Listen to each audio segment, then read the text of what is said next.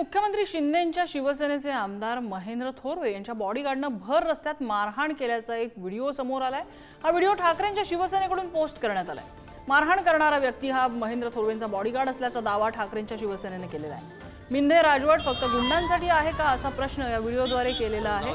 दरम्यान मारहाण करणारी व्यक्ती हा माझा बॉडीगार्ड नसून माझी बदनामी केली जाते असा प्रत्यारोप महेंद्र थोरवे यांनी ठाकरे सेनेवर केला।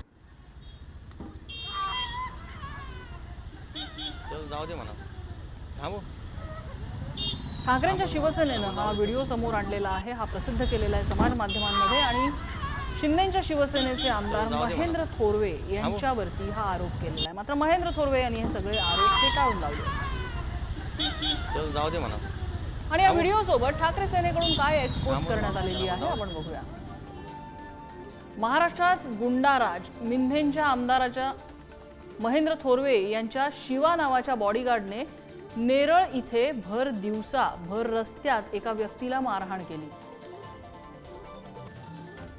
त्या व्यक्तीची बायका मुलं रडत होती पण कुणीही मदतीला यायची हिम्मत केली नाही। कायद्याच्या चिंधड्या लोकांचे हाल। ही फक्त कर्जतची अवस्था नाही, राज्यभरात गुंडगिरी वाढली आहे। या व्हिडिओ सोबत अशी एक्सपोज करण्यात आली। परवा नेरळ पोलीस स्टेशन हद्दीमध्ये जी काही घटना मारहाणीची घडलेली आहे त्या घटनेशी आमचा कोणत्याही प्रकारचा संबंध माझा त्या ठिकाणी नाही आहे आणि तो माझा बॉडीगार्ड सुद्धा नाही आहे। जे काय आता सोशल मीडियावर इलेक्ट्रॉनिक मीडियावर मी सर्व न्यूज पाहतोय त्याच्यामध्ये आमदार महेंद्र थोरवेंचा बॉडीगार्ड म्हणून सांगितलं गेलेलं आहे।